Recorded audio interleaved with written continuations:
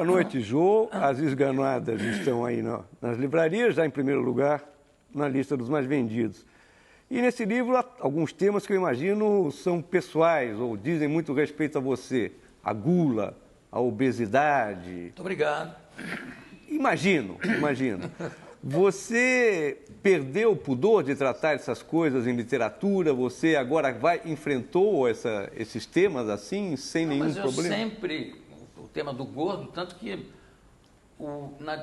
durante ainda, no final da ditadura, o meu espetáculo de teatro, meu solo chamava Vivo Gordo e Abaixo o Regime. Mas eu digo literatura. Não, em literatura eu acho que é a primeira vez que eu trato mais das gordas do que dos gordos ou do gordo. Mas é porque eu só escrevo por inspiração. Só quando está pronto, quando a ideia está pronta na cabeça, é que eu começo a escrever. Eu quero aproveitar para agradecer de estar aqui hoje, apesar de vocês me terem obrigado a me assistir, que é a coisa que me aflige demais, que quando eu me vejo, eu me acho gordo, sempre. Então aquilo me aflige. Mas o tema da gorda, eu acho que o que se repete muito, no caso dos meus livros, é o fascínio pelo crime, pelo assassinato, enfim. Tem sempre um assassino serial, vamos dizer, em todos os livros. Eu quero agradecer também a presença aqui, porque já virou... Agradecer a Rede Globo, que já é uma tradição em todos os meus livros eu estar aqui no Roda Viva e, dessa vez, com um rapaz... Rapaz, é bom. Para quem eu já trabalhei na revista Veja, era editor da revista Veja. Primeira entrevista que eu fiz quando eu fui para o SBT foi também com o Mário Sérgio. Então, é um prazer duplo eu estar aqui. Estão aqui comigo hoje no Roda Viva a colunista especializada em literatura e blogueira da Folha de São Paulo, a Josélia Aguiar, o Manuel da Costa Pinto, que é editor do programa Entre Linhas, aqui da TV Cultura, a Cristina Padiglione, que é editora e colunista de TV do Estado de São Paulo, a Lígia Cortez, atriz, diretora e também diretora da Escola Superior de Arte Célia Helena, e a Keila Jimenez, que é colunista de TV do jornal Folha de São Paulo, e, finalmente, Daniela Pinheiro, repórter da revista Piauí. Também está presente, gostaria de notar, o nosso Matina Suzuki, que foi apresentador do Roda Viva e editor da Companhia das Letras, que edita os livros do Jô Soares. E, por fim, está aqui o Paulo Caruso, que vai ilustrar essa conversa nossa com o Jô. Jô, você falou que ainda fica aflito em se ver no ar. Pelos números aí que a gente levantou, são 170 dias no ar, só de fazendo entrevista. Você se aguenta ver na televisão ou não? Não, eu não me aguento ver nem em fotografia, porque a gente tem uma autoimagem muito diferente. Quando você está fazendo alguma coisa, você se acha um deus que está ali fazendo, é irrepreensível. Quando você vai ver, você vê que não é bem assim. Eu sempre assisto, quando acabo de gravar, eu sempre dou uma olhada geral para ver alguma coisa que tenha saído não do jeito que eu achava que devia sair. Mas chegar em casa, sentar e dizer, bom, agora está na hora de eu me assistir. E ler seus livros, Jô. Como? E reler seus livros, depois publicados. Reler os livros depois de publicado? Não, nunca ocorreu, nunca me ocorreu. Não é por nada, não, é que eu tenho certeza que se eu reler, eu vou achar que eu devia ter mexido em alguma coisa, ou alterado isso, ou alterado aquilo. Então, eu leio na hora da revisão, evidentemente. Aliás, tem uma moça chamada Márcia Coppola, que é revisora da Companhia das Letras, que ela é fera. É fera. Aliás, você já teve livro revisado pela Márcia. Ela melhora muito os livros da gente. Ela evita barbaridades. Josélia também especializada em literatura, vou fazer uma pergunta. Jô, você contou uma vez que o Otto Lara Rezende insistia para que você escrevesse um livro durante muito tempo. E você também deu uma entrevista dizendo que quando teve a ideia do Xangô, você ligou para o Rubem Fonseca e ele Eu falei, eu tenho uma ideia que eu acho que você podia ele falou, escrever. não, você mesmo tem que fazer. Eu quero saber como que surge a vontade de escrever um livro. Você que já tinha uma história de humor na TV, no teatro, já tocava, já tinha experiência nas artes plásticas. Como é que surge essa vontade de escrever, de ser autor de livros? Olha, eu fui empurrado pelo Zé Rubem, porque quando eu liguei para ele, contei a história já estava pronta. E eu falei, Zé, eu acho que é uma ideia que você podia escrever, podia desenvolver, e blá, blá, blá, e contei. Ele falou, não, rapaz, vai ser preguiçoso, cara, senta e escreve. Eu digo, mas é um romance. E daí, não, eu tenho um respeito demais pelo romance. Não, senta e escreve, isso é preguiça. E me cobrava quase que diariamente, e eu escrevia, mandava para ele, e de repente um dia eu percebi que realmente ele estava gostando, porque tinha uma cena lá que eu queria pôr e ele dizia, não, essa cena não cabe aí, não vai, não põe essa cena. Eu digo, não, mas é que eu vou sentir falta mais adiante. Eu digo, não cabe. Mas é que ele falou, no meu livro isso não entra. Quando ele falou isso, eu falei, bom, realmente ele está gostando, porque para assumir dessa forma. E aí depois eu percebi, depois que eu escrevi o Xangô, eu percebi que usando a minha arma, que é o humor, que é a arma principal, eu podia escrever qualquer gênero, qualquer coisa, né? Tanto que o segundo livro é uma pseudobiografia de um anarquista, de um terrorista desastrado, e que ficou uma loucura tão grande. Aliás, teve uma crítica ótima no Washington Post, dizendo que realmente precisaria inventar uma outra categoria para classificar o livro. Aí sai rasgando o elogio. E eu fiquei super satisfeito. Evidente que você fica satisfeito, sobretudo quando é uma coisa que vem de fora, né? Então, a partir daí eu vi que se eu souber a história, dá para escrever. Tanto que, enquanto não tem a história completa na cabeça, eu não começo. Além de humor e suspense, tem muita história, muita pesquisa histórica. Então, e o romance histórico nunca foi um gênero muito bem visto no Brasil. Sempre se achou que os leitores não gostavam, e, no entanto, você já vendeu 1 milhão de exemplares, e o novo livro já está com 80 mil, né, cópias de tiragem. Você descobriu um filão, quer dizer, o leitor brasileiro gosta de romance histórico também? Olha, eu acho que gosta, e isso está comprovado em outros sucessos de romance histórico, né? Tem vários que deram certo. De modo que eu acho que é um mito isso. Eu acho que ou você gosta do livro ou não gosta, independente de ser romance histórico ou não ser romance histórico. O que me leva ao lado histórico do livro é porque história é uma matéria que sempre me fascinou. Eu adoro entrar, entrar no personagem, ver onde ele andou.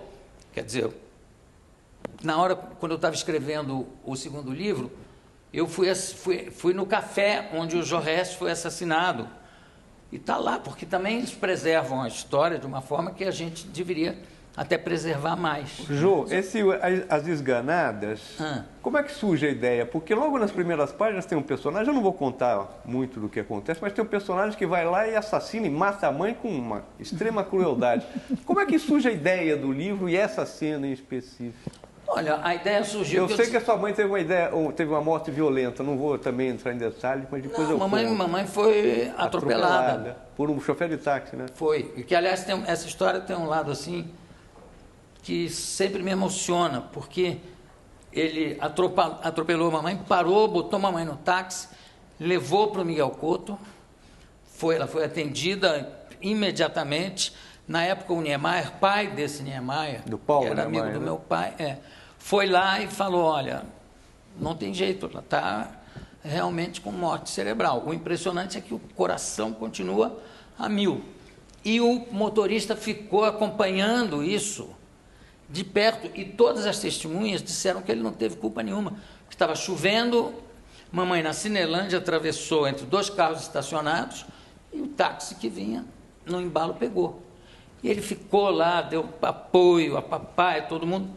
Bem, 10 ou 12 anos depois... Quantos anos você tinha quando ela morreu? Eu tinha 30 anos. Eu sei que, de repente, 10 anos depois disso, 10 ou 11, eu saltei no aeroporto, no Santos Dumont, e dei o endereço, vamos para casa, chefe, vamos lá, Baronesa do Poconé, onde eu morava. Quando ele parou na porta, ele falou assim, olha, eu preciso contar uma coisa para o senhor, que se eu não contar, eu já não durmo há muitos anos. E pelo seguinte, fui eu o motorista de praça que atropelou a sua mãe. E eu não consigo dormir se não receber o seu perdão. Eu falei, meu querido, você foi perdoado na hora, por mim, pelo meu pai, de modo que está mais do que perdoado. Vai em paz, dorme sossegado, apaga essa culpa, porque você não teve culpa nenhuma. Isso foi uma coisa realmente emocionante, uma coincidência totalmente inesperada. Agora, né? Você pensa nisso quando escreve as esganadas, essa cena? Não tem nada a ver? Nada, porque inclusive a mãe das esganadas era odiosa, né? E era gorda. E a minha mãe não era gorda. A sua mãe não era gorda? Mulher gordinha, mas não era... e nunca teve problema com isso. Quer dizer, foi a primeira carteira de motorista feminina do Rio de Janeiro. Ela tinha muito mais o espírito da Diana do que qualquer uma das outras gordas. Agora, a maior prova que essa mãe era odiosa, que não queria deixar o filho comer, porque ela era imensa de gorda, só se pesava em balança de armazém, é que quando o filho faz 10 anos, ela nunca dava comida para ele, e o bolo de aniversário dele foi uma fatia de mamão com uma vela. Então, acho que isso começa a instigar um certo ódio na criança. A Daniela vai fazer uma pergunta, Jô. Os seus livros, em geral, parecem roteiros prontos, assim, para um filme, para uma minissérie. Você tem em mente, assim, mais ou menos esse potencial desses subprodutos que podem virar os seus livros quando você está escrevendo? Olha, não penso propositadamente, mas a ideia sempre me vem à cabeça em forma de roteiro. Eu sempre, antes de desenvolver, eu divido em capítulos, ou seja, em cenas. Sempre nesse com esse livro, método então, mesmo, assim, de... porque eu sou um apaixonado por cinema, né? Eu diria até um viciado em cinema. Então, o meu pensamento nessa hora é um pensamento de roteiro. Você palpitou no roteiro do Xangô? Nada, porque aí eu não sei mais fazer. Mas você gostou? Quer dizer, não Gostei. sei se você vai falar também que não gostou, Não, mas assim, não, ficou eu mais ou menos do Achei que foi você uma esperava. produção muito bem cuidada, música do Edu Lobo, fantástica. Os atores também, eu gostei, a escolha dos atores, a escolha do Sherlock, do Joaquim Almeida, lá do português. ator português, eu de cara pensei nele, né? E eu assisti em Nova York, a primeira cópia saindo do laboratório, lá na sala de exibição do laboratório. Aí, é claro, quando você vê aquilo na tela, te dá um impacto muito forte. O ator inglês que fazia o Dr. Watson, acho que ele fez brilhantemente também. Quer dizer, eu E o acho seu que o filme- Caronte quem é, assim, hoje? Se você pensasse em alguém para fazer o seu personagem no cinema, você tem alguém em mente? Não, eu não pensei ainda, porque é uma figura tão sinistra, tão magra. E a Diana, você pensou em alguém? Não, A gente não, quer mas falar um elenco do filme. não, realmente nessa hora eu não consigo, porque se você se fixar numa pessoa, Aí não sei, né? aí aquilo não... Bom, sabe? alguém já se interessou pelo livro para fazer dele um roteiro de filme? A essa altura? Olha, eu não sei, me parece que alguém conversou com o Luiz Farx a esse respeito. Mas não sei. E o Luiz sei se direito. Eu sei que entusiasmou. já vai ser publicado na Ele se Flamengo. entusiasmou daquele O Luiz, jeito. com aquela euforia dele. Oi, que maravilha. A gente brinca muito com esse negócio do Luiz. Mas, Jô, O Manuel quer fazer uma pergunta. fala, falando em cinema, que nos remete à indústria do entretenimento, um grande poeta brasileiro, aliás publicado pela Companhia das Letras também, o Zé Paulo Paes, escreveu uma vez um ensaio chamado Por uma Literatura Brasileira de Entretenimento. Ele dizia que faltava isso no Brasil, como existe, por exemplo, sobretudo nos Estados Unidos, e que essa literatura de entretenimento, ela iria constituir um leitorado, vamos dizer, uma massa de leitores que depois iriam passar para outros autores mais difíceis, mais experimentais, etc. Você acha que a sua literatura cumpre essa função ou você tem uma ambição diferente dentro da literatura? Olha, não, a ambição diferente, eu acho que não. Eu acho que o meu escrever um romance parte de uma vontade, de uma coisa muito existencial. Eu tenho que botar aquilo para fora, sabe? E é uma coisa que é ao mesmo tempo de imenso prazer e de sofrimento. E o único critério que eu sigo, que me foi ensinado pelo meu amigo e mestre Zé Rubem, é o seguinte: nunca deixe de abrir o livro para fazer alguma coisa, nem que seja para pôr uma vírgula, senão você se perde. Isso é verdade. Agora, almejar um outro nível de literatura, eu não sei nem qual é o meu nível de literatura. O que eu acho importante é que ele é uma expressão autêntica minha, não é que eu vou escrever desse jeito para agradar tal público. Aliás, o próprio Bernard Pivot, que eu tive 2 vezes no programa dele, na França, né, que era o papa de negócio de literatura, ele frisou muito isso, que não tinha por que categorizar o livro como isso ou como aquilo. Mas você falou do Zé Rubem, eu acho que é importante falar para o telespectador que não necessariamente conhece. Zé Rubem é o Rubem Fonseca, né? Rubem Fonseca. Exatamente, Desculpa, porque nem todo mundo tem essa intimidade que você tem. Mas o Rubem Fonseca é um bom exemplo de um autor que tem uma obra vista, sua obra de contista, vista como uma obra revolucionária, quando surge nos anos 60, 70, com aquele realismo brutal, selvagem, né, ao retratar a realidade urbana, sobretudo do Rio de Janeiro. Mas depois tem uma obra, nos romances históricos, que é uma obra mais... que a gente poderia classificar como de entretenimento, no sentido de que tem um envolvimento mais fácil com o público leitor. Você acha que você caminha nesse caminho, nessa trilha do entretenimento, de divertir o leitor? Eu acho que... Você busca isso? Não é que eu busco, é como eu sou. Do mesmo jeito que um livro como A Grande Arte, do Rubem Fonseca, é um livro de imenso entretenimento e é de uma qualidade literária indiscutível. Então, eu acho que não tem por que ter esse nível de preocupação. Isso é muito mais para quem está lendo, quem viu o livro, né? Você acha que você faz arte em literatura ou não? Fazer arte? Arte. Não sei o que é fazer arte. Não, quando você faz... Agora eu vou fazer arte. Não, quando você faz as pinturas, eu acho que ali você tem uma coisa que é uma expressão artística. Os seus quadros. Eu acho que tudo que a gente faz, o que eu faço, de certa forma, é sempre uma expressão artística. Eu acho que são vários dedos da mesma mão. Não é que eu sou, de repente, que eu sou comediante e neurocirurgião. Aí realmente seria...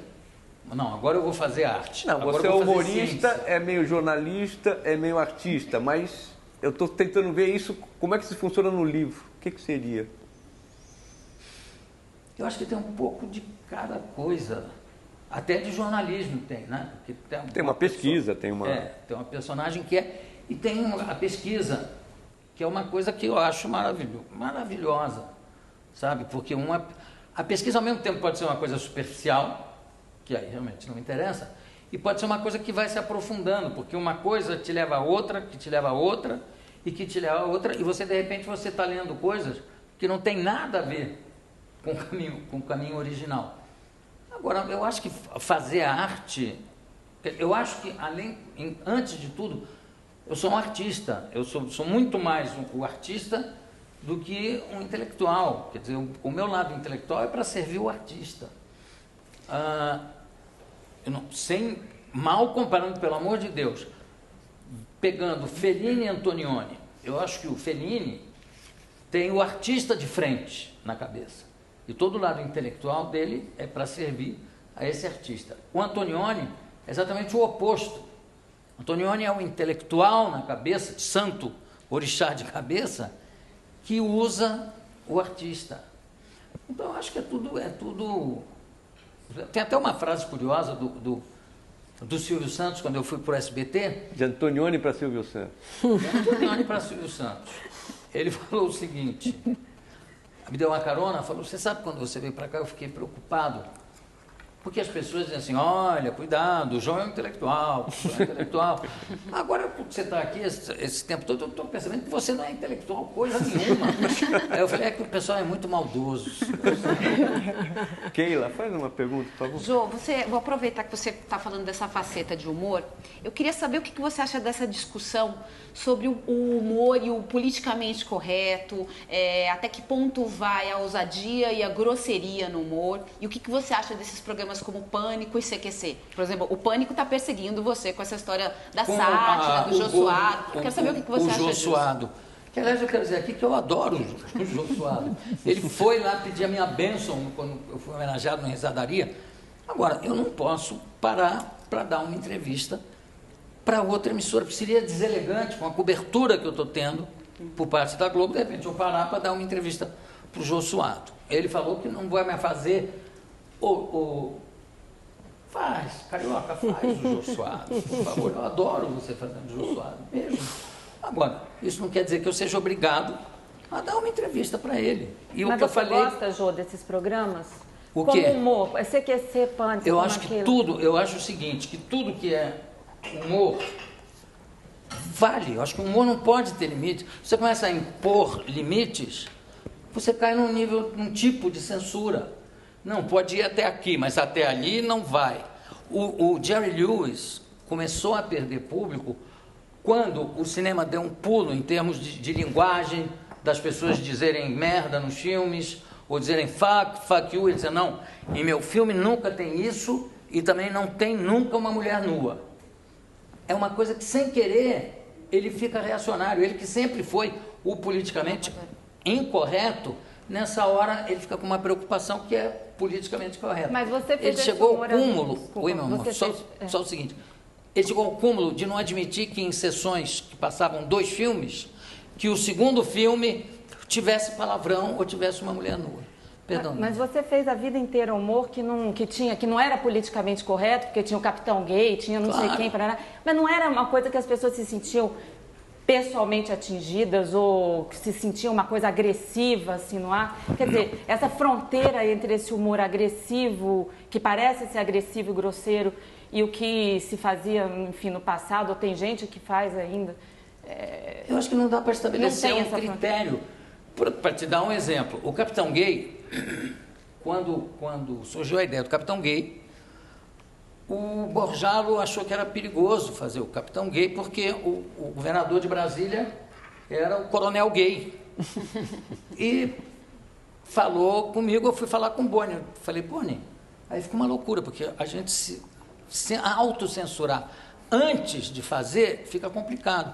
Aí o Boni ligou para o meu querido amigo, aliás, Borjalo, um homem super liberal, é o cara que disse a respeito do jornalismo, quando foram reclamar que estava mostrando muita violência, ele falou, é a mesma coisa se eu querer culpar a janela pela existência da paisagem, né? E falou, não, Borjalo, essa aí eu quero fazer, eu quero peitar, vamos fazer o Capitão Gay.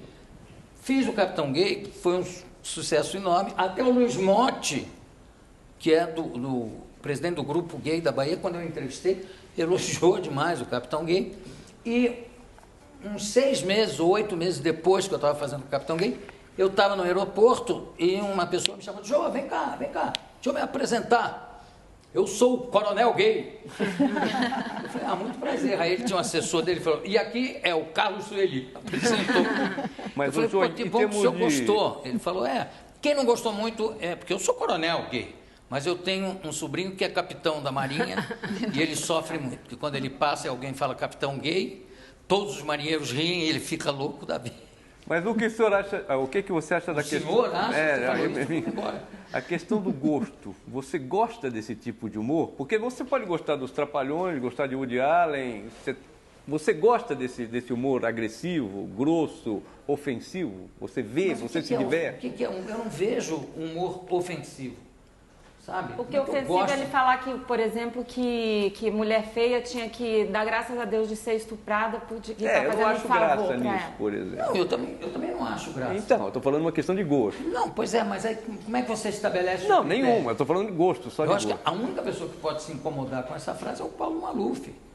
Né? Que já disse, estupro não mata. João, mas você acha Aí que não tem graça nenhuma. Hein? se você fizesse um programa de humor hoje, com uma série de militâncias que existem em todos os setores, sempre tem alguém para dizer que se sentiu ofendido e tal, com a multiplicação das redes sociais que isso pode tomar, como é que seria? Você faria um Capitão Gay hoje mais tranquilamente do que foi no passado? Mas é evidente. Não só isso, como é o seguinte, se você fizesse um programa de humor, eu faço um programa de humor. E pelo meu programa, além de todas as entrevistas ter um toque irreverente de humor, além disso, todos os stand-up já passaram por ali. Os que ainda não passaram, vão passar. E você... O Eduardo Sterblich, que é um comediante maravilhoso. Quer dizer, você não pode, senão vira censura. Você não pode, mas você gosta disso? Eu não sei, quer dizer, depende da hora. Você e o Chico faziam muito stand-up sempre fora da televisão, sempre no teatro, né? E agora que se fala tanto em stand-up, como se a gente nunca tivesse tido nada parecido por aqui. Aí se fala assim, não, mas o stand-up funciona no teatro, não funciona na TV. Aí eu digo, bom, mas o Jô e o Chico Anísio faziam isso 20 anos atrás. O que eu acho é o seguinte, aqui a gente fazia espetáculos solo, quer dizer, espetáculos de 1h30, às vezes até um pouco mais. E o stand-up se caracteriza por vários stand-ups num só espetáculo. Como começou nos Estados Unidos, aqueles comedy club, que o cara ia lá se apresentar de graça. E daí surgiram excelentes atores, comediantes e atores, até Tom Hanks, depois passou a fazer filmes seríssimos, começou ali na boca do microfone. Então, acho que a diferença que há é essa, mas é claro que a gente estava fazendo stand-up, né? Ou às vezes, quando se cansava, fazia um sit-down. Você se reconhece nessa nova geração de humoristas? Você acha que há uma filiação ao que você fez ou não? A Dinete, Rafinha, Dani Calabresa, tem algo a ver com o que você fez ou com o que o Chico Anísio fez?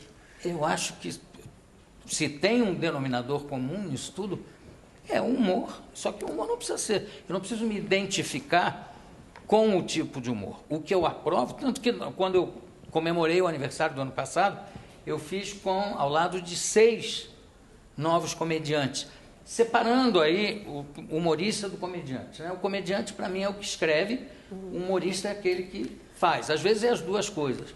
Mas estava lá Bruno Mazeu, né, que eu acho que escreve lindamente, estava o Marcelo Adnet, a Dani Calabresa, ao mesmo tempo tinha a Dada Coelho, que também, como você, veio do Piauí. Só que ela veio do estado do Piauí. E ela falou barbaridades, todo mundo riu muito. Claro que pessoas do Piauí reclamaram, ela foi lá, limpou a barra dela e tudo bem. O que eu acho é que não dá para você criterizar, sabe? Porque aí, você, não, mas isso aí é ofensivo. Não, mas isso aí não é humor, é grossura.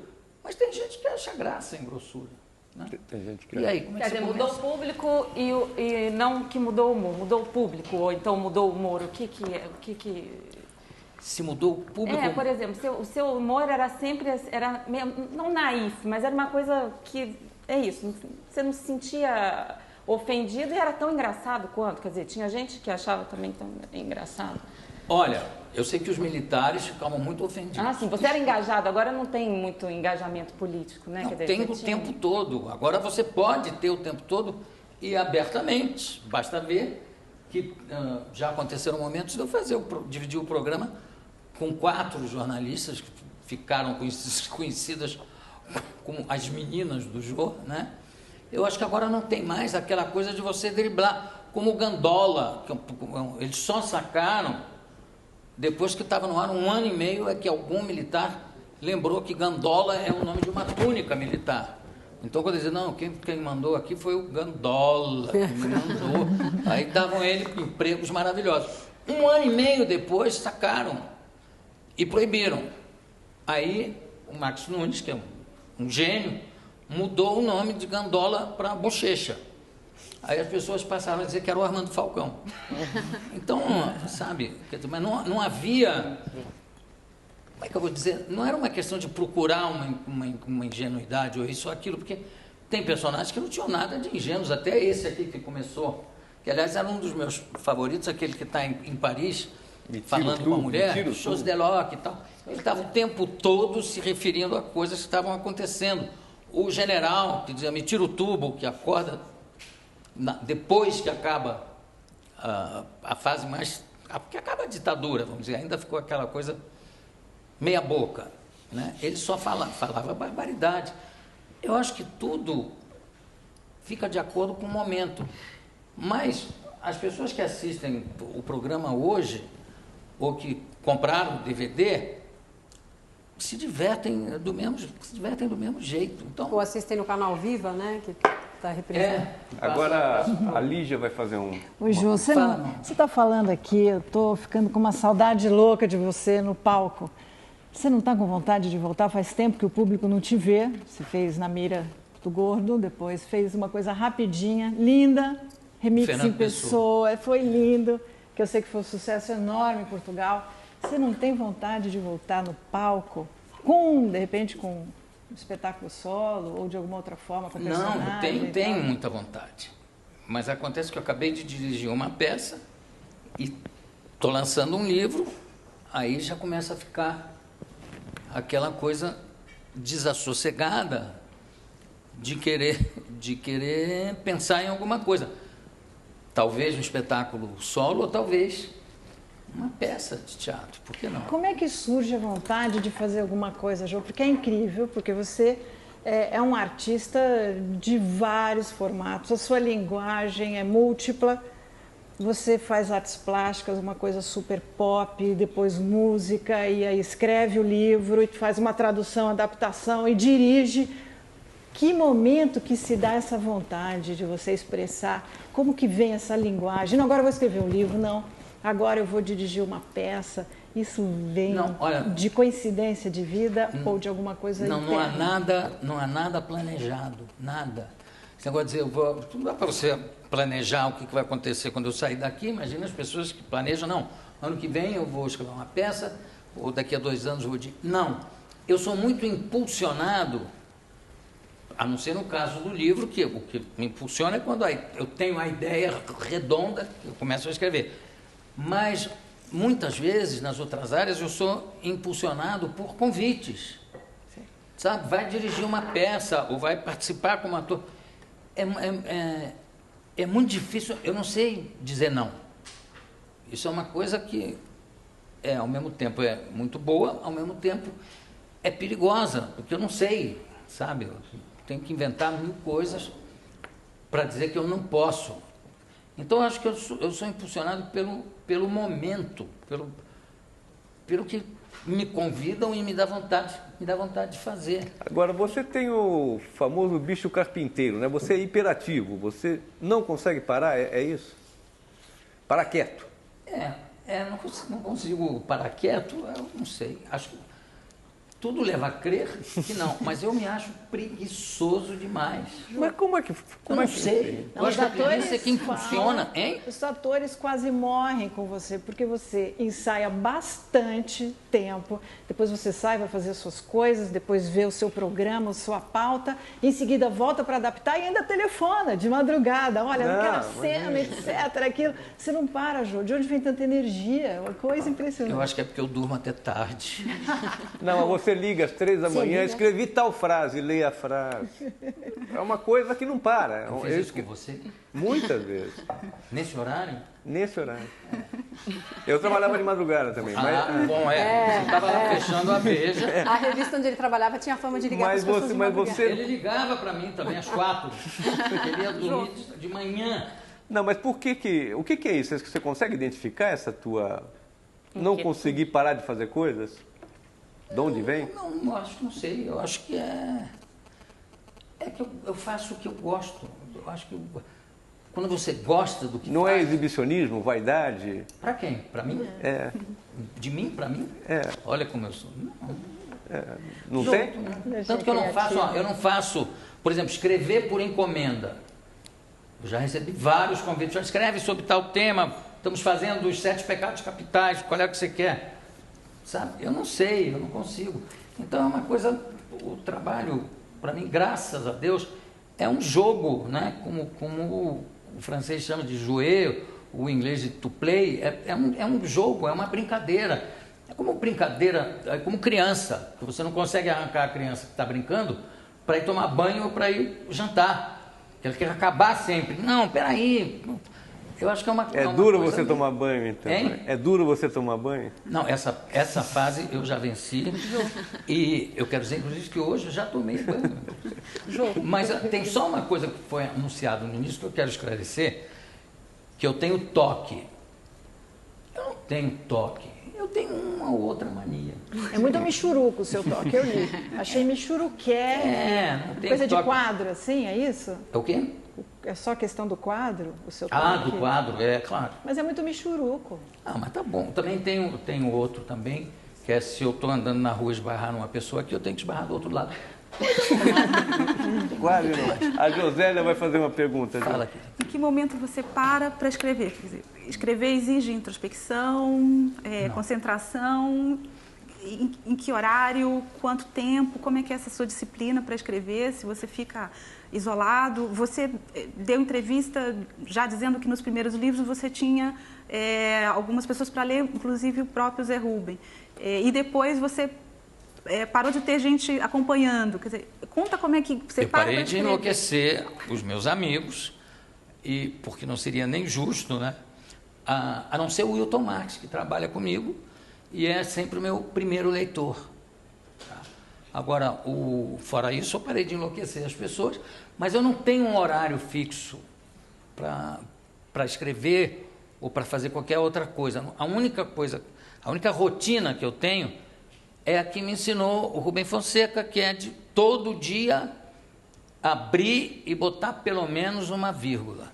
E realmente, enquanto eu estava escrevendo agora As Esganadas, teve um momento que me deu vontade de traduzir uma peça que eu gostaria muito de fazer, que é uma peça de 1936, que se passa num tribunal.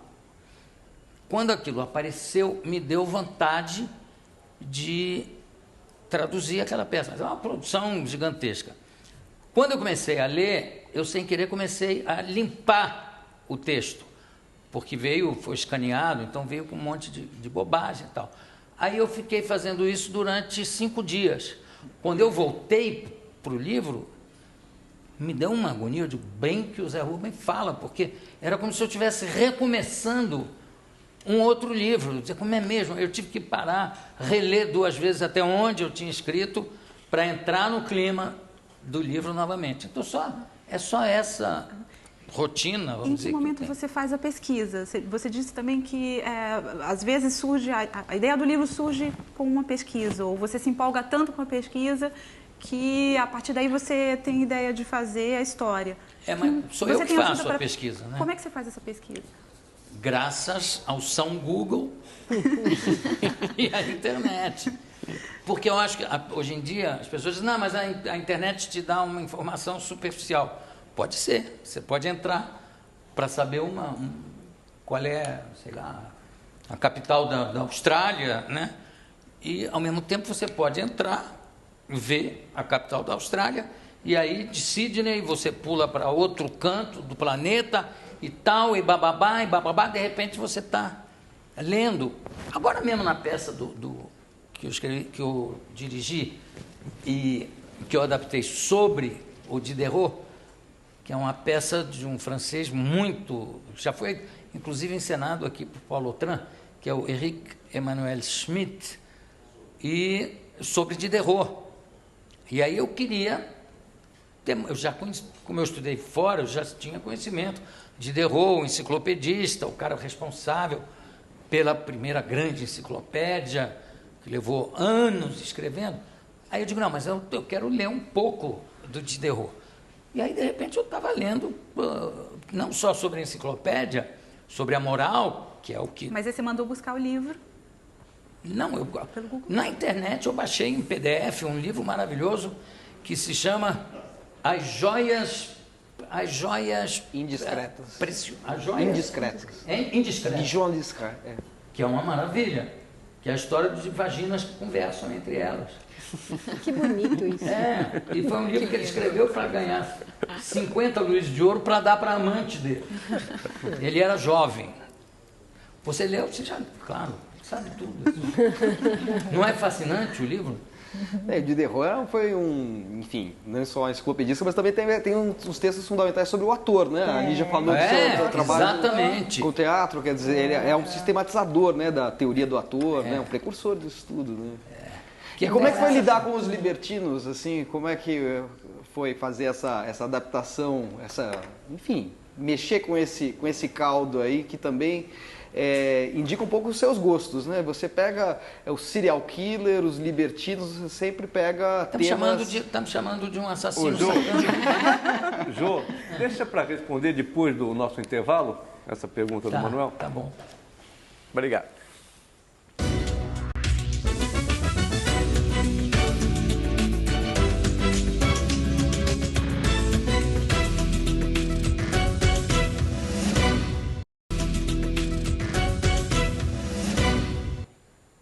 No Roda Viva de hoje, Jô Soares. Ele vai responder uma pergunta do Manuel Costa Pinto, que vai resumi-la em poucas frases. Só retomando, você está com uma peça baseada no Diderot, que é um libertino, né? Enfim, um iluminista, tem serial killers dentro de tramas mórbidas. Vocês preferem essas personagens desviantes para vocês? Sua literatura tem a ver com esses desvios, com essa veia contestatória? Eu acho que toda boa literatura mexe com essas coisas, né? Sobretudo com a sensualidade das situações. E também o Diderot é o grande anarquista, né? Que é o primeiro filósofo anarquista que dizia que o mundo só terá sossego, quando o último rei foi enforcado nas tripas do último padre. Por aí você já vê como era a cabeça desse homem. E era um galinha mesmo, né? Então, mas não é que eu tenha me identificado com ele por causa da libertinagem. Aí isso é responsabilidade do extraordinário autor, que é o Henrique Emanuel Schmitt, que te joga nesse contexto de sensualidade, que você vê que ele... E ao mesmo tempo, aliás, ele falou uma coisa que eu tinha sugerido nos ensaios, e que ele falou, olha, não vamos esquecer que isso aqui é um vaudeville e que trata de filosofia. E ele depois, comentando sobre a peça, ele disse, porque no fundo essa peça é um vaudeville philosophique. Eu falei, exatamente como a gente encarou. E ele falou que na Alemanha, por exemplo, que ele é muito montado, mas é com peso. Então tem um personagem que sai pela parede para mostrar que ele é leve. Tem uma a Madame Terbuch, que é amante, seria amante dele, levanta a saia e fica sacudindo os peitos. E isso é considerado, ele dizia que lá era considerado raffiné. Então, realmente... Ô, Jô, chegou uma pergunta por e-mail que eu vou fazer. O que você acha dessa sua fama de falar mais que o entrevistado? E se você tem conhecimento dessa fama, o que você pensa a respeito? É o Marcos Belucci de Assis que faz a pergunta. Marcos jamais faria essa pergunta. Faria? Não. Ou se faria. Marcos, é o seguinte, pode ser que eu tenha, num momento, criado essa fama pelo meu hábito de entrar num assunto, às vezes, com muito vigor, entende? De fazer o que o nordestino e o Tomás chama de arenga, ficar arengando com o convidado. Mas isso não acontece há muito tempo. Hoje em dia, eu só falo quando o convidado não fala. Porque às vezes você pega um convidado e você pergunta, e aí, você então assistiu aquele jogo? Eu falo, sim. Mas aí você tem que falar. Se você está dizendo que hoje que não acontece há muito tempo, em algum momento você admite que você falou mais que o entrevistado? Não, mais do que o entrevistado, realmente, é impressão. O que acontece é o seguinte, que às vezes eu interrompia o entrevistado, eu não esperava ele acabar de terminar a sua posição, o seu posicionamento, para eu interferir com o meu. Não, mas acontece que você está esquecendo que não sou... Eu ficava arengando porque eu me sentia tão à vontade, né? Tão à vontade. E o convidado também se sentia à vontade. Então, às vezes... Eu sei que uma vez eu entrevistei o Saulo Ramos e ele falou tudo. E eu só concordava, não sei o quê. Aí depois o Mauro Salles me mandou um telegrama, ainda era assim, parabéns, você deixou o Saulo Ramos falar. mandou um telegrama. Mas acho que isso aí, de repente fica, né? Que aí corre, não, ele fala mais. Eu não, com certeza com Veríssimo, com certeza com o Luiz Fernando Veríssimo você falou mais, né? Olha, porque todo entrevistador fala mais do que o Luiz Fernando Veríssimo responde. Né? Ele é um parlapatão, né? É um amigo queridíssimo, aliás, escreveu palavras super elogiosas para mim aí no livro, fiquei muito, muito tocado.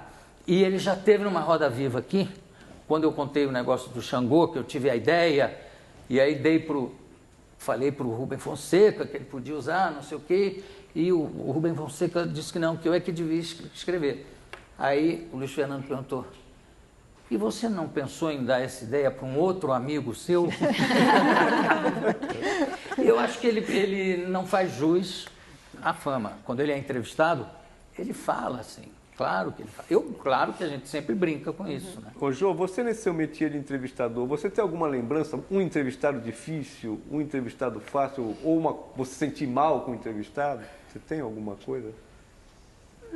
Que eu me sentisse mal com o entrevistado? Não, realmente não, porque, sei lá, talvez num momento eu tenha me sentido... Ou um entrevistado que emocionou você demais, talvez? Perdão, desculpa. Ou um entrevistado que emocionou você demais, que isso aí, claro. Né? O Prestes me deixou muito emocionado. Por quê? Porque ele também, aliás, eu comentei isso com a Tulara. Quando eu comecei a fazer o programa, eu chamava todo mundo de você. Porque eu achava que o você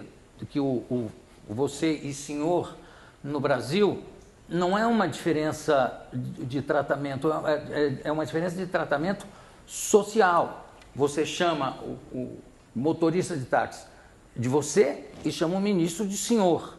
Eu digo, um programa que eu vou entrevistar do presidente ao engraxate, como é que eu vou entrevistar um ministro chamar de senhor, depois entrevistar um vendedor de rua e chamar de você? Fica uma coisa de diferença de classe. Ao contrário do francês, que em francês é vous para todo mundo, às vezes até com a mulher o cara chama de vous. Aí eu comecei a chamar todo mundo de você e entrevistei o Bulhões. Não, foi o Prestes. Não, depois foi o Prestes. Primeiro eu entrevistei o Bulhões e tratei-o de você. Ele no começo estranhou assim, mas aí foi. Aí o Otto Lara me ligou. Bulhões, explica quem é o Bulhões, que senão ninguém... O grande economista, professor Antônio Bulhões, já tinha, acho que quase que 90, ou tinha 90. Aí o Otto Lara falou, você não pode fazer isso, você não pode chamar o professor Antônio Bulhões de você. Eu falei, mas Otto, é porque senão fica uma coisa de diferença, fica uma coisa elitista, diferença de classe social. Bom, aí ele falou, mas eu não concordo. Aí passaram-se uns, sei lá, um mês ou dois, não me lembro, eu entrevistei o Prestes. Chamei-o de você também. A primeira vez que eu chamei de você, ele estranhou um pouco, mas aí embarcou no você para cá, você para lá, ele falando da vida dele, e de repente estava um clima tão íntimo que ele falou assim, não, a Olga é diferente, a Olga foi a grande paixão da minha vida. Isso é uma coisa que ele nunca tinha falado. Quer dizer, graças a nivelar esse tratamento, ele se sentiu tão à vontade que ele fez uma revelação. Aí no dia seguinte o Otto Lara me ligou e falou, dou a mão à palmatória, realmente você tinha razão. Você prefere entrevistar ou ser entrevistado? Eu adoro ser entrevistado. João, eu falo, muita bobagem. Mas eu adoro entrevistar também. Eu acho que é um meio de comunicação com as pessoas. E entrevistar você ganha também, né? É verdade. E aqui não tem cachê, vou deixar claro. Ô, Jô, mas 13 mil entrevistas depois, só de pensar assim, para quem é jornalista, a gente fica até cansado. Como você avalia seu programa hoje? O que você acha que, quer dizer, você aguenta mais quanto tempo fazendo essa mesma coisa? Você acha que é uma fórmula que tem uma hora que tem que acabar, que, enfim, os seus entrevistados, porque você precisa encher todo dia, né, aquele programa com 2 entrevistas e talvez não tenha tanta gente interessante assim no mundo. sei lá, né? Então, como que você avalia seu programa assim, hoje, eu acho depois sim, de tanta entrevista? Eu acho o seguinte, deixa eu acertar isso. Pronto. Eu acho o seguinte, que é a única forma de programa que vai se revitalizando, porque o que alimenta o programa? Por que ele é diferente sempre? Porque os entrevistados são diferentes. Ou quando o entrevistado volta, é com outra história. É a mesma coisa um jornal. Você não vai pegar um jornal e mudar o formato. Vamos botar a terceira página antes da primeira. Não, o que alimenta o jornal, que dura séculos, são as notícias, as coisas que estão surgindo nele. A única coisa que não se pode deixar acontecer, que a gente não deixa acontecer, é cair numa rotina, você chegar lá e dizer, tudo bem. Não, o programa é trabalhado da mesma forma que eu via o Mário trabalhando na pauta, a cada número, a cada semana. E aí era um trabalho muito mais volumoso, né? Porque eram coisas inteiramente diferentes, vindo o tempo todo, por isso que eu brinco o negócio dele ficar até de madrugada e ficava até de manhã, às vezes. Né? Ô, Jô. Então, acho que o próprio programa vai se revitalizando e se realimentando. Eu, por mim, faço... Continua. É curioso que a televisão... Estou começando só. Vira e mexe tem alguém que anuncia que vai fazer um talk show e tal, e isso não aparece efetivamente. Agora apareceu na Bandeirantes o Danilo Gentili com uma proposta que começou 2 vezes por semana, está em 3 e talvez tome a semana toda a partir do ano que vem. Você chegou a ver o programa dele? Não sei se você... Não, eu não vi ainda, mas ouvi falar muito bem do programa dele. E por que você acha que não apareceu nada para concorrer com você durante todos esses anos? Por falta de entrevistador, porque não é Não sei. Eu não consigo parar para analisar que não é o um meu formato trabalho. assim também que não se, né, tem na TV americana, tal. Sempre tem alguém querendo fazer. O próprio Faustão já se manifestou. Olha, o formato nasce quando 2 pessoas começam a conversar. Aliás, o fundador desse esquema do Tonight era um comediante chamado Steve Allen, que começou o Tonight Show. Fez até se fartar. Uma hora que ele cansou e disse, não quero mais fazer.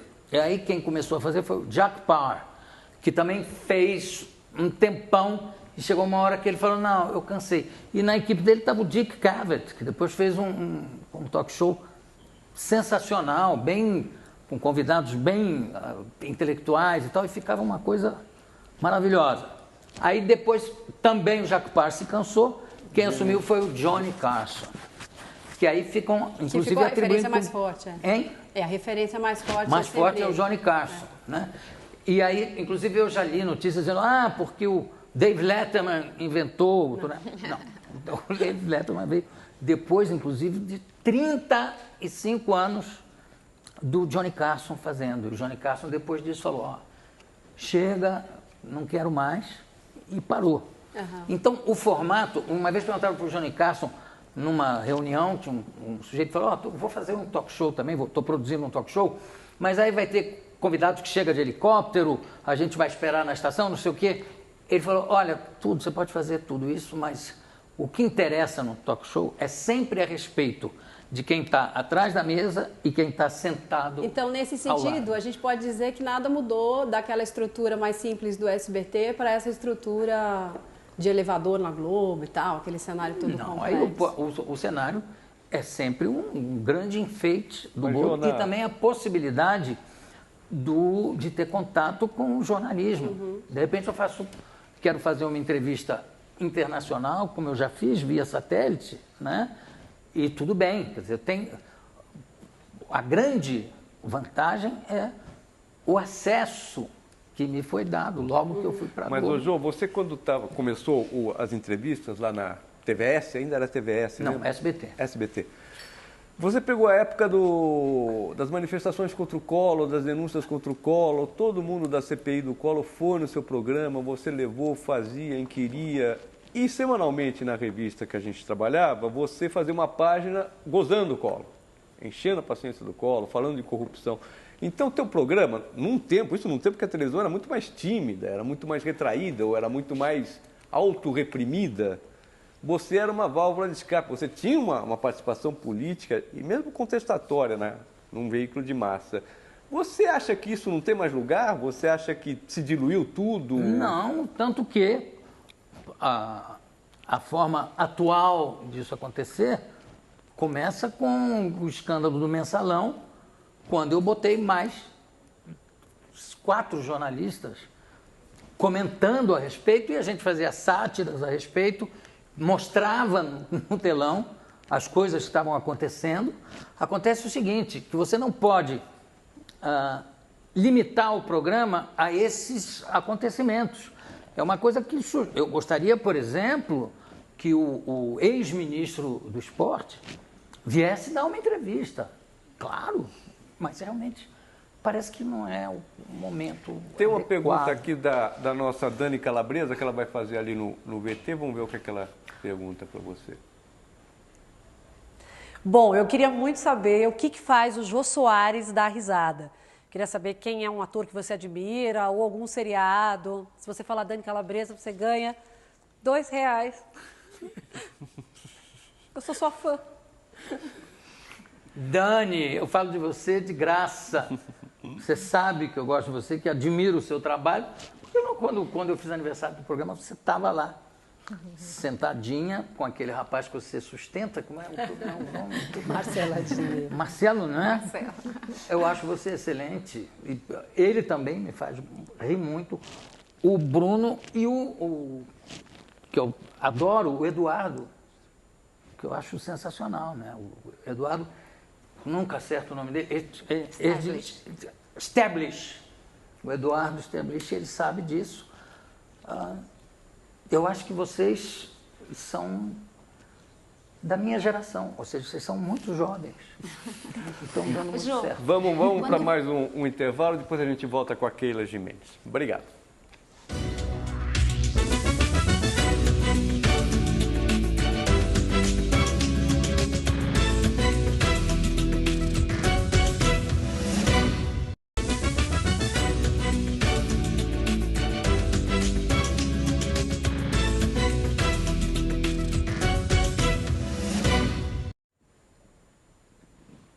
Bom, no centro do Roda Viva de hoje, Jô Soares, que vai responder uma pergunta da Keila Gimenez, da Folha de São Paulo. Jô, quando você começou a fazer um talk show no SBT, você surpreendeu muita gente, inclusive a própria Globo, que eu acho que não acreditava que daria certo, e depois levou você de volta para fazer lá a mesma coisa, a mesma proposta. Eu queria saber se o fato de você ter um casting estrelado, que nem o da Globo, à sua disposição, à disposição ali do programa, é um fator facilitador ou é uma armadilha também para que você caia numa preguiça de amanhã quem que a gente vai chamar? Vamos chamar o cara que está na novela das 8, vamos chamar... Porque você tem uma quantidade à sua disposição muito grande, que talvez você não tivesse no SBT, pelo fato de ser o SBT. Quero saber como é que você se livra dessas armadilhas. Eu acho que não tem armadilha nenhuma, porque eu tenho total independência para fazer o programa, inclusive com a liberdade editorial, que foi a condição de poder fazer o programa, né, na Globo, senão não daria. E isso me foi de cara assegurado, desde do Roberto Irineu, passando pela Marluce Dias, que foi uma grande articuladora disso, junto com o Érico Magalhães, e com o meu querido amigo de séculos, o Evandro, que infelizmente faleceu, o Evandro Carlos de Andrade. Então eu já cheguei com essa liberdade e não com a obrigação de entrevistar ninguém, porque senão você fica cerceado. E isso é uma coisa absolutamente natural na Globo. Evidentemente que se o Tarcísio Meira faz um filme e está promovendo o filme, é claro que eu quero ele no programa. Mas não é que o programa fica girando em torno dos astros da Globo, que são vários. Mas é evidente que você pode contar com mais essa imensa legião de atores e de autores. Mas acontece que no próprio SBT, muitas vezes, atores globais conseguiam licença para ir ao programa. Isso é ótimo. Então...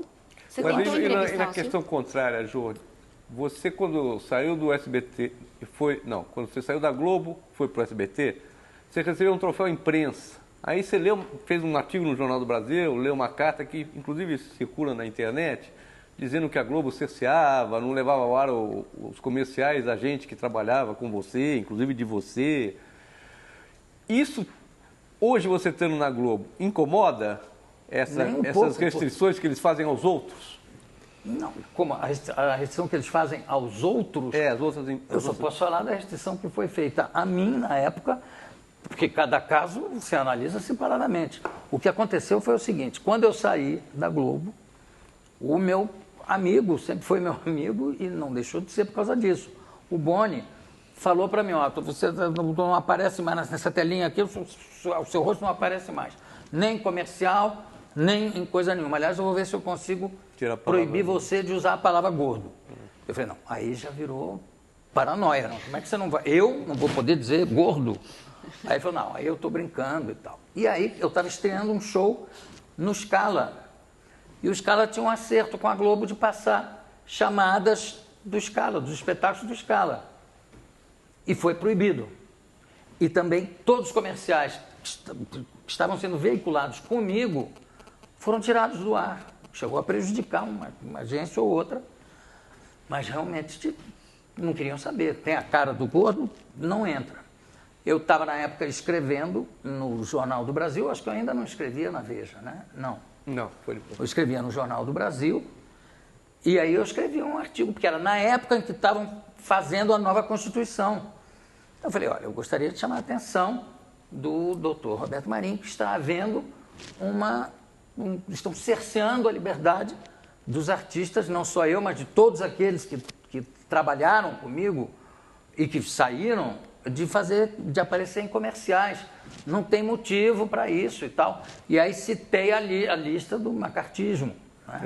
Está surgindo uma lista aí que eu acho que não pode acontecer, e eu tenho certeza que o doutor Roberto não tem conhecimento disso, mas está tendo agora. E o Silvio Santos já declarou uma vez que o Boni era um office boy de luxo.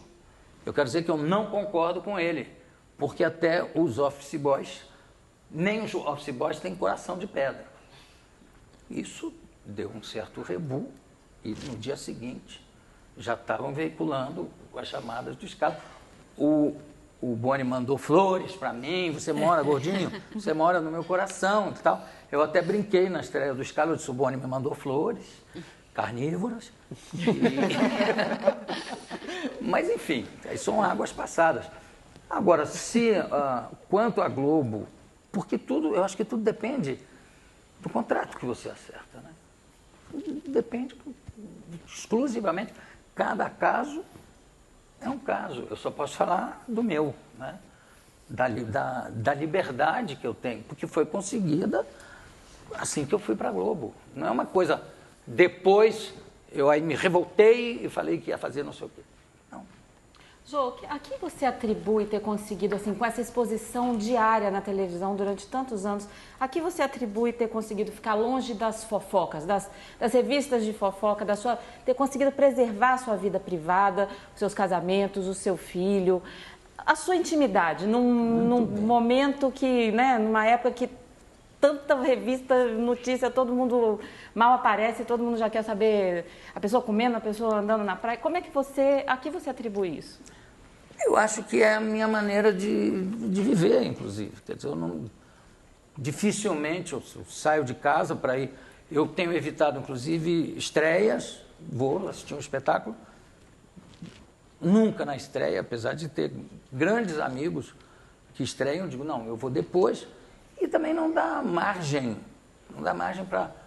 para fofoca. E tenho que preservar, inclusive, todo um lado da minha família, da minha casa.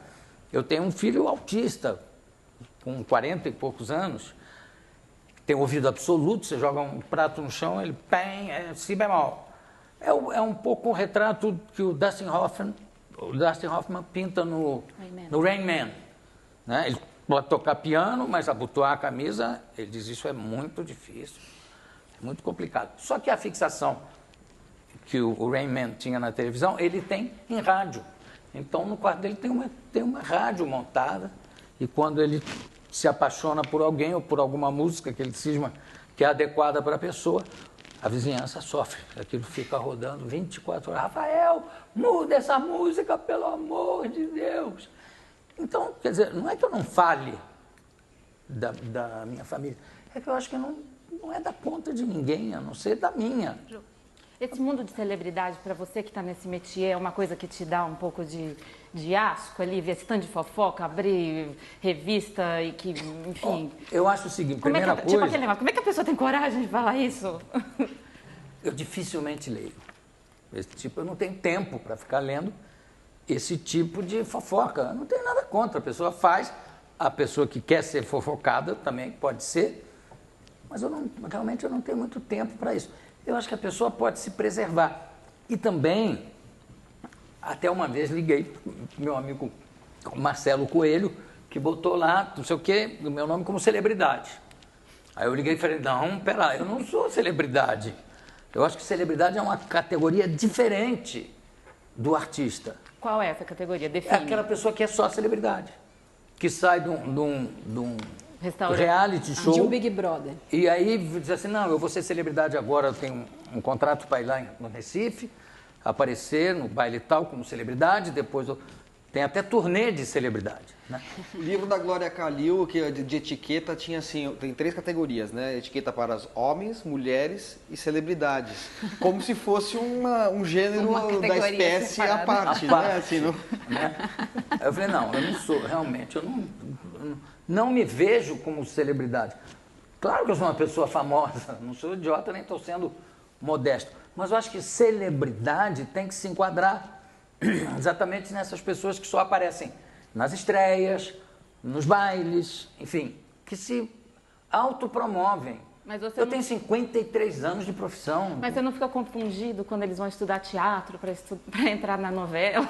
Como é que é? Você não fica confundido com os Big Brothers que vão estudar teatro para virar artistas e entrar na novela? Se eu sou confundido? Compungido. Se você não fica emocionado. Compungido, eu fico, claro, eu fico, digo assim, poxa, que pena. Mas também, de repente, aparece uma atriz. Ó, tive boas alunas.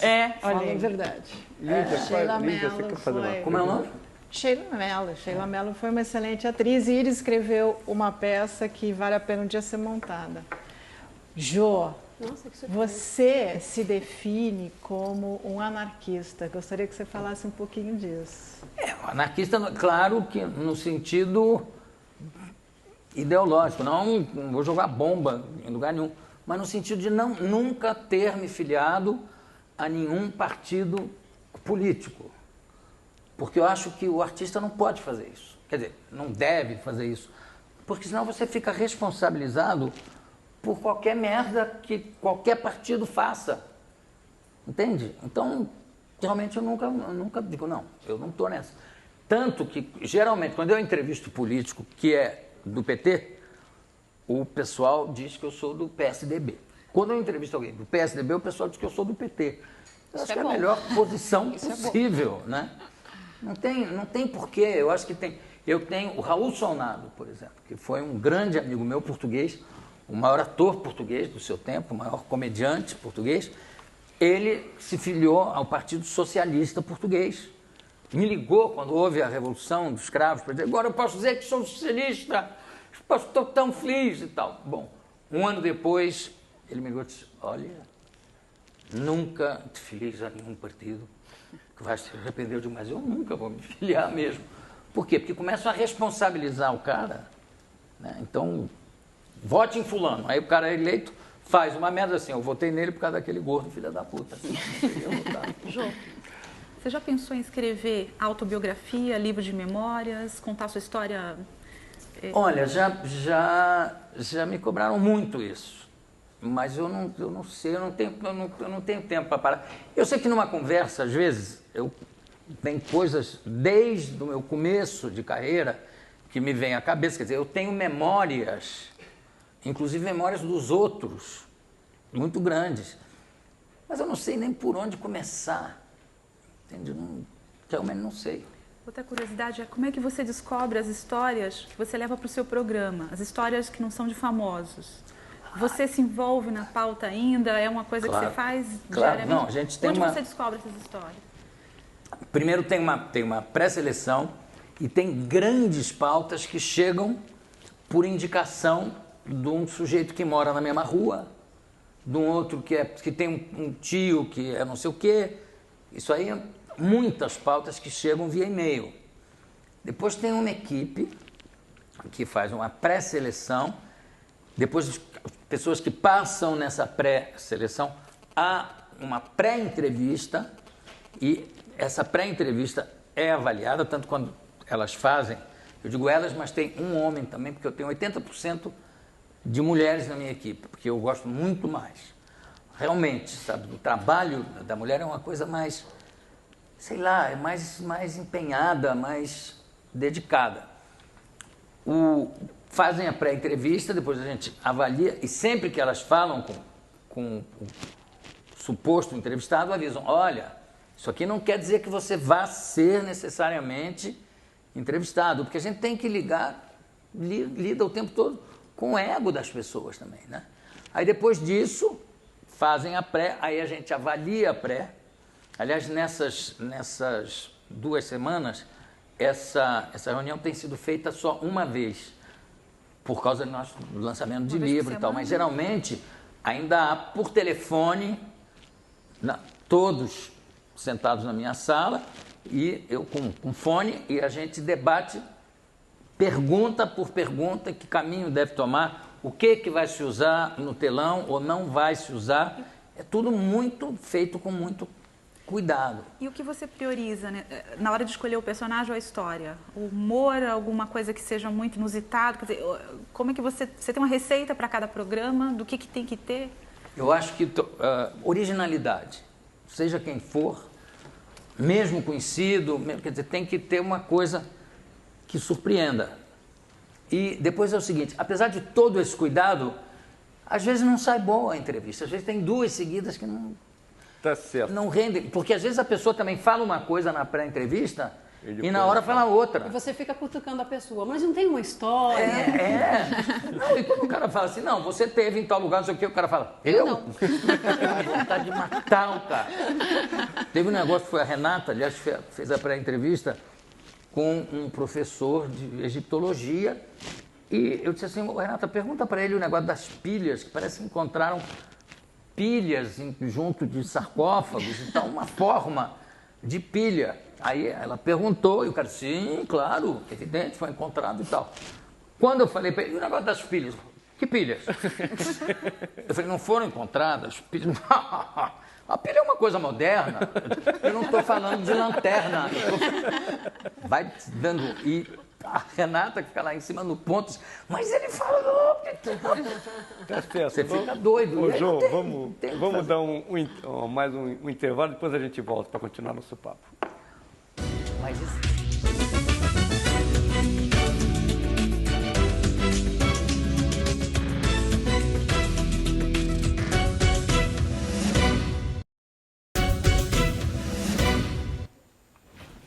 De volta ao Roda Viva com Jô Soares essa noite. Jô, existem temas ou existem países que deixam de ser engraçados, de tão repetitivos? É possível fazer piada sobre corrupção, por exemplo? Alguém ainda acha graça em piada sobre corrupção? Depende, aí tudo depende da piada. Eu acho que a corrupção não nasceu no Brasil, né? Não é um... Não é, mas é um tema que está um pouco gasto, não? Foi aperfeiçoada, né? Não, foi bastante aperfeiçoada, sobretudo em relação à impunidade. Me parece que isso está melhorando, mas eu não sei, eu acho que se a piada, dependendo de cada pessoa, a piada sendo boa, ela vale. Não tem por que dizer, não, esse tema eu não abordo. Sempre fica aquela coisa perigosa. Por que não? Se for uma boa, um achado novo sobre o mesmo tema, é sempre bem-vindo. O Marcelo Taz fez uma pergunta também para você, mais ou menos nesse assunto, vamos ouvi-la. Eu quero saber de você, Jô, que acompanha, né, essa eletrizante história do Brasil de uma maneira tão intensa e tão inteligente. Por que a gente vive, né, diante de grandes euforias com o nosso futuro? Inclusive está escrito lá ordem e progresso e tal. E isso nunca acontece de fato. Qual é o problema? Por que a gente não sai desse blá blá blá e desse enrosco que parece que a gente está sempre preso como, por exemplo, o senhor José Sarney? Pois é, são coisas que só se constassem na bandeira também, né? Ordem e progresso sem José Sarney. Aí, talvez ele conseguisse mandar tirar da bandeira. Eu não sei, eu acho o seguinte, que o próprio sistema político democrático permite esse tipo de coisa, mas tudo bem. Eu sou um eterno otimista, apesar de ficar o tempo todo malhando, criticando. Mas eu espero que a coisa esteja melhorando, ou melhor, inclusive, pelo menos em relação à impunidade. Agora, esses acertos de política, você vê também no Senado americano, no Congresso americano. Aliás, tem um livro do Gore Vidal, maravilhoso, que se chama Inventing a Nation, Inventando uma Nação, que fala do começo dos Estados Unidos, do surgimento dos Estados Unidos, e fala o seguinte, que se não fosse a corrupção de alguns dos pais da pátria, os Estados Unidos não teriam nem nascido. Então, ele fala de coisas do Hamilton, enfim, e ele escreve com total autoridade. Então, de repente, o que me assusta mais do que a permanência eterna do Sarney no Senado é fazerem uma censura contra o Estadão porque quer publicar uma matéria sobre um filho do Sarney. Quer dizer, isso eu acho que fere assim, frontalmente a própria Constituição. E conseguem fazer. Quer dizer, isso é que é uma coisa assustadora. Quando querem mexer... Vamos ouvir a nossa jornalista do Estadão, a Cristiane. Eu queria... eu estava tentando ouvir o resto da resposta. Você estava falando do Estadão, da censura, é um assunto que me interessa. Não, é que eu acho que esse é o grande absurdo quando se mexe numa chamada cláusula pétrea, né, da Constituição, que é contra qualquer forma de censura. Aí, eu não sei como é que conseguem, então. O que é que chama? Eu ia te perguntar, que naquela hora mesmo eu estava te interrompido, mas você tinha falado no bloco anterior que você gosta mais de trabalhar com mulheres e ainda nessa trilha do que o Tasso te perguntou, o que você está achando de a gente estar trabalhando com uma mulher na presidência? Eu acho ótimo. Pelo menos eu tenho sentido um outro nível de empenho. Eu acho que às vezes a presidenta, como ela prefere ser chamada, que aliás eu já entrevistei quando ela era ministra, eu acho que às vezes ela é mal assessorada. Por exemplo, você não pode usar como lema do governo: país rico é país sem pobreza. Isso me parece que é a mesma coisa de dizer país sem doença é país de pessoas saudáveis. Só que ela disse essa frase dentro de um contexto, falando dos países ricos. Como são países ricos, se há lá também há tanta pobreza, eu acho que país rico é que não tem pobreza. Aí alguém achou essa frase extraordinária e fora de contexto fica uma bobagem. E está em tudo que é divulgação do governo. País rico é país sem pobreza. Inclusive no próprio anúncio que se faz na peça antes, porque tem subvenções, inclusive do governo do Estado, do governo federal, e termina com o locutor dizendo tal patrocínio também, não sei o quê, do governo lá. País rico é país sem pobreza. É o primeiro tiro da peça. A plateia toda... Então, presidenta, tira essa frase. Você já convidou a presidenta para ir ao programa ou não? Já convidei. Algumas tantas vezes. Já convidei, mas por enquanto ela não. Eu primeiro ela queria dar entrevista para todas as mulheres. Eu falei, mas eu posso ir de Norminha. Não tem o menor problema. Mas é evidente que eu acho que eu vou conseguir, porque a entrevista, quando ela me deu a entrevista, ficou um clima muito simpático. E foi inclusive na ocasião que aquele senador falou aquela barbaridade que ela mentiu sob tortura. O Agripino. Quem foi? O Agripino, Agripino, né? Maia. A senhora mentiu sob tortura. Ela falou, mas sob tortura você tem que mentir. Que é o óbvio, né? E foi nessa época que eu fiz a entrevista com ela e foi ótimo. De modo que eu não vejo empecilho nenhum. Jô, você criou algum tipo nesses últimos anos, assim, por exemplo, no governo Fernando Henrique, no governo Lula, você não se sentiu tentado, assim, a criar um personagem? Isso eu me sinto tentado diariamente. Mas não dá para fazer, sabe? Eu faço humor no programa, mas não posso fazer humor de personagem. Mas você tem um na sua cabeça, lá na sua casa, que você recentemente tem montado na sua cabeça? Não. O que acontece é que, às vezes, na própria reunião de pauta que a gente faz, alguém diz assim, puxa, isso daria um tipo, isso aí daria um personagem. Mas passou, sabe? Não dá. Como também não dá para eu voltar a fazer os personagens que eu já fazia, porque os personagens ficam com a mesma idade, mas o ator envelhece. Então, fica quase que patético eu querer fazer os personagens que eu fazia há anos, né? 21 anos ou 20 anos, sei lá. Você já teve... Que tipo de problema você já teve com entrevistados que foram lá, falaram coisas que se arrependeram ou não gostaram do resultado do que viram na hora da edição, ou não gostaram das suas perguntas? Quer dizer, que tipo de problema você já teve? Ou de tentativa depois de modificar o que foi para o ar, ou alguma coisa na justiça? Quer dizer, você tem problemas com entrevistados que vão lá depois e se chateiam ou se arrependem? Não, graças a Deus não. Inclusive, que é como eu falei, se a pessoa acaba e diz assim, eu falei uma bobagem ali, dá para tirar? Não dá, claro. Mas é uma coisa não... Mas você não tira, não? Não, eu não tiro. Mas o entrevistado tem o direito de tirar uma... Tem, se ele fala uma batata aí, que eu acho que também na imprensa, eu acho que o entrevistado deveria ter o direito de depois ligar e dizer assim, olha, eu falei uma bobagem ali, não põe isso.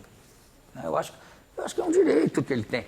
E, aliás, a imprensa leva uma vantagem, porque é muito mais fácil você, numa entrevista escrita, você melhorar o entrevistado, fazer de um sujeito chato, um cara muito interessante, editando a matéria, é mais fácil do que na televisão que o cara tá falando. E às vezes acontece isso. Às vezes a gente pauta um entrevistado por alguma entrevista que a gente leu ou em jornal ou em revista, diz, olha, isso aqui é sensacional. E aí o entrevistado, quando fala, fica uma mosca morta ali. Não sei. Agora, o jornalista não, porque ele é safo, ele sabe o que vai render. É como literatura. Às vezes você lê um livro, você se apaixona pelo livro e o autor, sabe, não rende. Não fala, foi assim. Bom, não é o que acontece com... Olha que a câmera vai mostrar mais uma vez a capa do livro do Jô, As Esganadas. O autor está à altura da obra, né? Os dois são divertidos, os dois são inteligentes. Aqui é um gosto pelo vocabulário, um gosto pelas palavras, né? Calda caramelada do pudim mesclada ao sangue da mãe. Isso é muito bonito, né? Isso é muito bonito, né?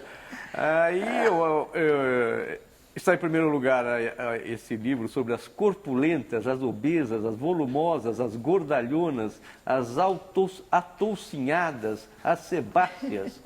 É um livro muito interessante que o Jô Soares escreveu, em primeiro lugar, na lista dos mais vendidos de ficção. Obrigado, Jô. Parabéns pelo sucesso, por mais esse livro que você bota na praça.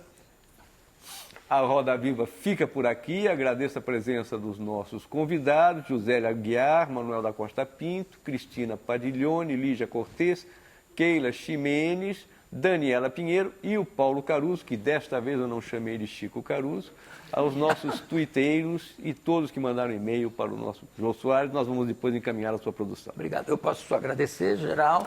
Quero agradecer a todos vocês. Eu confesso que eu estava nervoso. Quando eu começo, sento, fico nervoso mesmo. Quero agradecer o carinho, o afago, a paciência que vocês tiveram comigo.